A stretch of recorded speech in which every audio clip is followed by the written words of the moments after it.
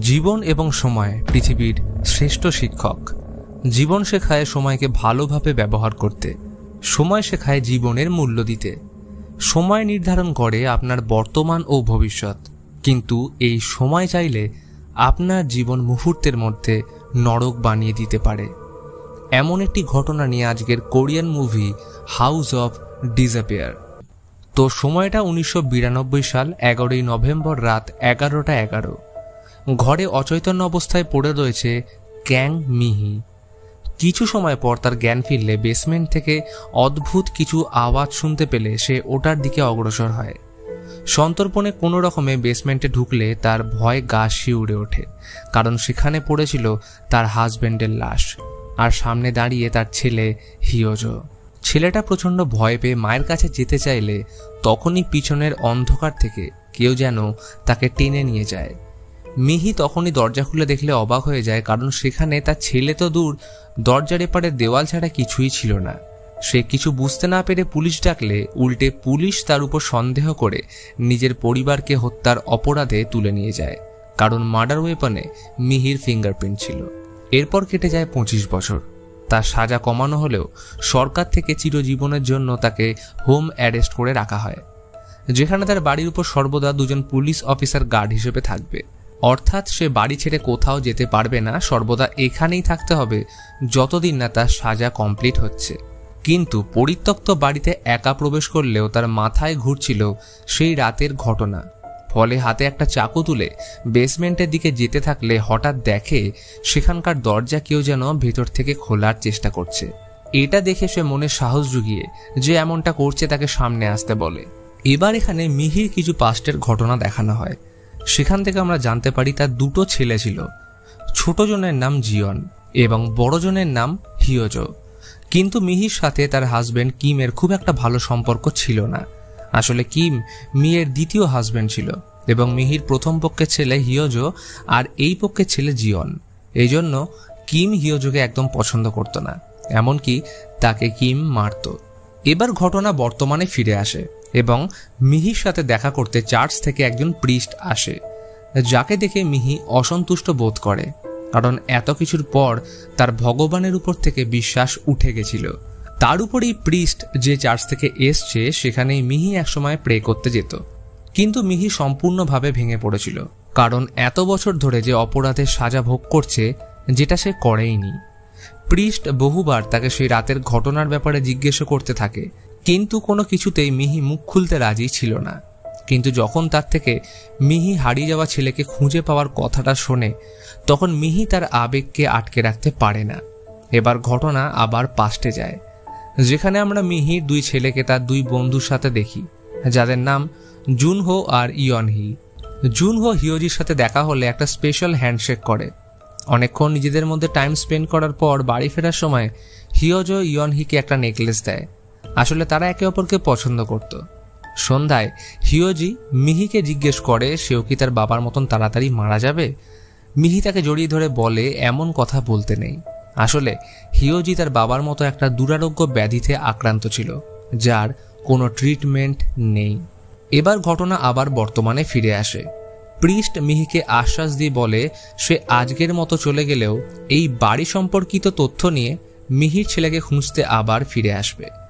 Priest কথা দিয়ে চলে গেলে মিহি রাতে একা একা বসে স্মৃতিচারণ করার সময় দুটো বাচ্চা আর একজন মহিলা তাকে হন্ট করে। শুধু এইটুকুই নয়, সে একজন জাপানিজ মহিলাকেও দেখতে পায়। এরা কারা, কোথা থেকে কিভাবে এলো, এর কোনো উত্তর মিহির কাছে ছিল না। এই ঘটনার দরুন সে ভীষণ ভয় পেলেও তার মনের মধ্যে নিজের ছেলেকে খুঁজে পাওয়ার প্রবল ইচ্ছার কাছে প্রতিটা বিপদ তুচ্ছ বলে মনে হচ্ছিল। এবার আরও একবার পাস্টের ঘটনা দেখানো হয়, যেখানে মিহিকে কেউ হন্ট করছিল, আর হিয়োজোকে সে অজ্ঞাত ব্যক্তি একটা চিরকুট ধরিয়ে দিয়ে চলে যায়, যেখানে লেখা ছিল তোমার দুই বাচ্চাকে নিয়ে এখান থেকে পালিয়ে যাও, কারণ এখানে অঘটন ঘটতে চলেছে। মিহি এটা দেখে ভীষণ রকম অবাক হয়ে যায়। এরপর মিহি মার্কেটে গেলে গেম পার্লারের একজন মহিলার সাথে দেখা হয়, যে কিছুদিন আগে তার বাড়িতে এসেছিল। তিনি বলেন তোমাদের বাড়িতে কিছু প্রবলেম আছে, যেমন জিওগ্রাফিক্যাল গ্লিচ, যাকে বলা যেতে পারে কোনো এক অজানা লৌকিক ত্রুটি। এবার মিহি একজন জিওমেন্সারকে ফোন করে ডাকলে সে বাড়িতে এসে বেসমেন্টের দরজার সামনে কিছু অস্বাভাবিক ঘটনা লক্ষ্য করে, যেখানে তার হাতের চেন দরজার দিকে কোনো এক অদৃশ্য শক্তির দ্বারা আকর্ষিত হতে থাকে, ঠিক ম্যাগনেটের মতো। ফলে সে ভীষণ ভয় পেয়ে গেলে মিহিকে বাড়িতে শামান ডাকার কথা বলে। অগত্যা সে তাকে ডেকে নিয়ে আসলে রিচুয়ালস করার সময় হঠাৎ শামান ঘরের চারপাশে কয়েকজন লোককে দেখতে পায়, যাদের মধ্যে দুটো বাচ্চা, একজন মহিলা, জাপানিজ বৃদ্ধ ও তার স্ত্রী। তাদের সকলকে শামান দেখা মাত্রই ভয় পালিয়ে যায়। এবার মিহি কোনো রকমে নিজেকে শান্ত করে। এবার হিয়োজো বাড়িতে আসলে মিহি লক্ষ্য করে জিওন তার সাথে ফেরেনি। তাকে এই ব্যাপারে জিজ্ঞেস করলে সে বলে তার আসার অনেক আগেই জিওন বাড়ি যাওয়ার জন্য রওনা দিয়েছিল, কিন্তু সে এখনো বাড়িতে কেন পৌঁছল না এই ব্যাপারে কোনো আইডিয়া তার নেই। বুকের মধ্যে ভয়ের সঞ্চার হলে তারা দুজন তাকে খুঁজতে বেরিয়ে পড়ে এবং কিছুক্ষণ খোঁজাখুঁজির পর তারা একটা সাইকেল লেকের ধারে পড়ে থাকতে দেখে। এবার ঘটনাস্থলে পুলিশ ডেকে আনলে তাদের সার্চ টিম লেকের ভিতর থেকে জিওনের বডি উদ্ধার করে।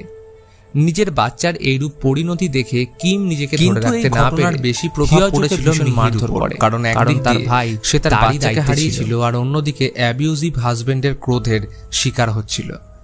এবার ঘটনা আবার বর্তমানে ফিরে আসে, যেখানে চার্চের প্রিস্ট ওই ঘর সম্পর্কিত বিভিন্ন তথ্য জোগাড় করছিল। তথ্যসূত্রে জানতে পারে 1967 সালে ওই বাড়িতে দুজন বাচ্চা এবং একজন মহিলা থাকতেন, কিন্তু তারাও একদিন অদ্ভুতভাবে বাড়ি থেকে নিখোঁজ হয়ে যায়। প্রিস্ট একজন সংবাদদাতার সাথে এই ব্যাপারে কথা বলে জানতে পারে বহু বছর আগে ওই বাড়ি নাকি একজন জাপানিজ ভদ্রলোক বানিয়েছিলেন, কিন্তু কিছু সময় পর গ্রামবাসীরা কোনো বিশেষ কারণে তাকে মেরে ফেলেছিল। এবার এই ঘটনা যে সংবাদদাতা সেই সময় প্রকাশিত করেছিলেন, সৌভাগ্যবশত ওই ব্যক্তি এখনও বেঁচে ছিলেন, কিন্তু তিনি এই মুহূর্তে হসপিটালাইজড ছিলেন। এবার ওই ভদ্রলোকের সাথে দেখা করে প্রিস্ট ওই বাড়ি সম্পর্কিত কিছু অবাক করার মতন তথ্য জানতে পারে। আসলে মিহির ওই বাড়িতে আসার আগে 1967 সালেও যে পরিবার ওখানে থাকতো তারাও নিখোঁজ হয়ে যায়, এবং এর আগে 1942 সালে এক জাপানিজ জেনারেল ওই বাড়ি বানিয়েছিলেন। তিনি প্রচণ্ড রাগী ও অত্যাচারী হওয়ার কারণে গ্রামবাসীরা বিরক্ত হয়ে তাকে মেরে ফেলার প্ল্যান করে, এবং ওই দিনের পর থেকে তাদের আর খুঁজে পাওয়া যায়নি। এবার ওই রিপোর্টার যখন বেসমেন্টের রুমে এসে পৌঁছয় তখন দেখে দরজার পিছনে একটা দেওয়াল ছাড়া কিছুই ছিল না। এরপর থেকেই গ্রামবাসীরা এই খবর ছড়িয়ে দেয় যে তারা ওই জাপানিজ ভদ্রলোকের পরিবারকে মেরে ফেলেছে। তো এবার যে যে বছরে এই ঘটনাগুলো ঘটেছে সেগুলো যথাক্রমে 1942, 1967 এবং 1992 11ই নভেম্বর রাত 11:11, অর্থাৎ প্রতিটা ঘটনা 25 বছর অন্তর একই সময়ে ঘটছে। এবার সেই অনুযায়ী 2017 অর্থাৎ বর্তমান টাইমলাইনে আবার এই ঘটনার পুনরাবৃত্তি হতে চলেছে। এবার প্রিস্ট মিহির সাথে দেখা করে পুরো ব্যাপারটা জানিয়ে একে একে হারিয়ে যাওয়া মানুষদের সবার ফটো দেখায় এবং বলে আজকেই সেই দিন যেটা 25 বছর পর আবার পুনরাবৃত্তি হতে চলেছে। এই কারণে সে মিহিকে তার সাথে নিয়ে যেতে চায়, কিন্তু ওই যে বলে মায়ের টান, কি হবে না জেনেও মিহি তার ছেলেকে পাওয়ার আশা নিয়ে আজ রাতে এখানেই থাকতে চায়। তার দৃঢ় বিশ্বাস আজকে ছেলেকে খুঁজে পাবেই, কারণ ঠিক 25 বছর আগে সে আজকের দিনে হারিয়ে গেছিল। তাই সে প্রিস্টকে পাঠিয়ে দিয়ে সামনে আসতে থাকা অজানা রহস্যের সমাধান করতে বসে পড়ে। কিছুক্ষণ পর ঘড়ির কাঁটা 11:11 পদার্পণ করতেই সারা ঘরের লাইট ফ্লিকার করতে শুরু করে, আর চারিদিকে ভেসে আসতে থাকে অচেনা মানুষদের আত্মচিৎকার। মিহি মনে সাহস এনে হাতে একটা চাকু নিয়ে বেসমেন্টের দরজা খুলে দেখে আজ সেখানে কোনো দেওয়াল নেই, তার জায়গায় রয়েছে একটা অন্ধকার রুম। মিহি হাতে লণ্ঠন নিয়ে অন্ধকারের বুক চিরে ভিতরে প্রবেশ করতে থাকে, কিন্তু ঘরের অপর প্রান্তে পৌঁছতেই সে ঘুরে ফিরে আবার নিজের বাড়িতেই পৌঁছে যায়। সে ভেবে পায় না এটা কিভাবে সম্ভব। তবে ঘরটা তার নিজের ছিল বটে, কিন্তু সেটা আগের থেকে অনেক বেশি পরিষ্কার। সে নিজের রুমে প্রবেশ করতে গেলে দেখে দরজাটা ভেতর থেকে লক করা, আর পরিষ্কার বোঝা যাচ্ছিল ভেতরে কেউ রয়েছে। এবার এখানে একটা অদ্ভুত ব্যাপার ঘটে যায়, কারণ ঘরের ভেতরে আর অন্য কেউ নয়, মিহির ইয়ঙ্গার বা পাস্টের ভার্সন ছিল। অর্থাৎ এটা মুভির সেই প্রথম দৃশ্য যেখানে ইয়ঙ্গার মিহিকে বাড়িতে অচেনা কেউ একজন হন্ট করছিল। বয়স্ক মিহি বুঝে পায় না এটা কিভাবে সম্ভব, তার মাথা সম্পূর্ণভাবে তালগোল পাকিয়ে যায়। তাই সে হিয়োজোর রুমে গেলে নিজের ছেলেকে এত বছর পর দেখে কান্নায় ভেঙে পড়ে। একজন মা তার ছেলেকে আপ্রাণ চেষ্টা করছে তার নিজের পরিচয় দেওয়ার জন্য। অন্যদিকে জিয়ন তার রুমে কারোর উপস্থিতি অনুভব করলে ভয়ে কবাডের ভেতর লুকিয়ে পড়ে। আর এইখানেই আরেকটি অবাক করার মতন ঘটনা ঘটে যায়, কারণ জিয়নের সাথে দেখা করতে আসে হিয়োজো। কিন্তু এটা জিয়নের টাইমলাইনের নয়, বরং 1992 সালে জিয়ন মারা যাওয়ার 2 দিন পরের হিয়োজো। সে তার ভাইকে দেখে জড়িয়ে কেঁদে ফেলে। অর্থাৎ এখানে বোঝা যাচ্ছিল হিয়োজো এই বাড়ির ঘটনার ব্যাপারেই জানত। এবার এই মুহূর্তে এখন 2টো মিহি রয়েছে, একটা 1992 যাকে আমরা ইয়ঙ্গার মিহি বলছি, এবং আরেকজন বর্তমান টাইমলাইনের অর্থাৎ 2017 সালের বয়স্ক মিহি। এছাড়াও রয়েছে 2 জন হিয়োজো, যার মধ্যে একজন এসেছিল 1992 সালে জিয়নের মৃত্যুর কয়েকদিন পর। এবার জিয়নের চিৎকার শুনে ইয়ং মিহি প্রথমে হিয়োজোর রুমে আসে, কিন্তু সেখানে আগে থেকেই উপস্থিত ছিল বয়স্ক মিহি। সে হিয়োজোর হাতে একটা চিরকুট দিয়ে বলে, এটা তোমার মাকে দিয়ে দিও।